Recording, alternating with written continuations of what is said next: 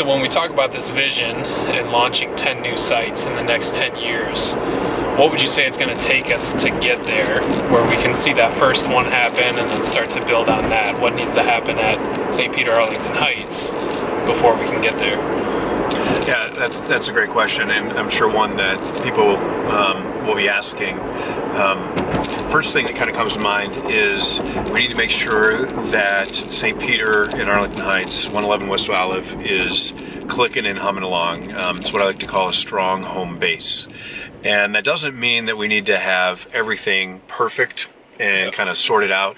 Doesn't mean we need to be bursting at the seams, growing by leaps and bounds. It means that we need to have kind of our DNA, clearly identified. We need to have our core programs supported, and so I guess it's this sense that we would get as leaders and as members that St. Peter is strong, and I think we're close to that. There's a few things maybe more we need to do, but I think we're pretty close to that.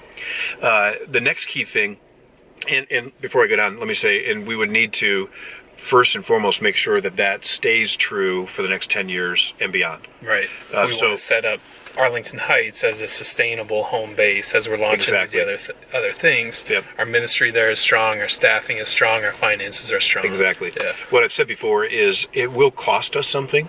There will be a time where we ask St. Peter members to contribute something to start up these new sites. Yep. It'll cost some of our leadership time and energy, mine, at some level, but it won't come at the expense of St. Peter and its core programs and ministries, and so that kind of distinction will cost us something, but it won't come at our expense.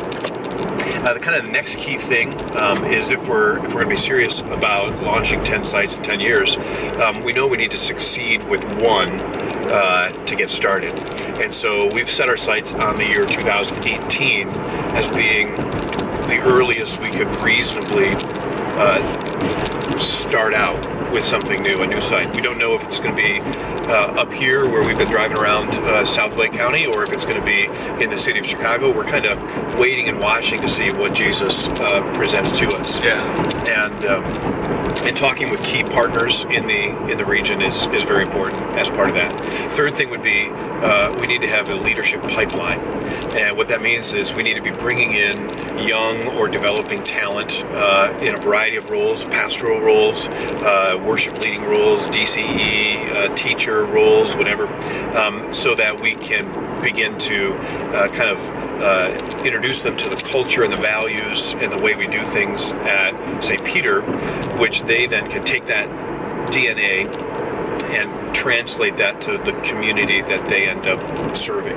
Right. And so on an ongoing basis, whether it's field workers or interns, or in the case of pastors, we call that a vicarage year, where they get to come in and put into practice what they're learning in the seminary. Those would be all kind of ways that we could begin to build some of these leadership pipeline into the culture of St. Peter. Yeah.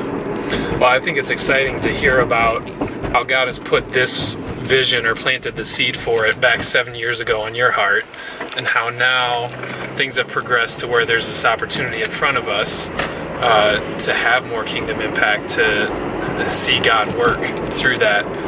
But like you said, it's also important that we make Arlington Heights strong and give people the confidence that as we go out, we're also making our home base vibrant and growing and sustainable for years to come. So, very exciting stuff.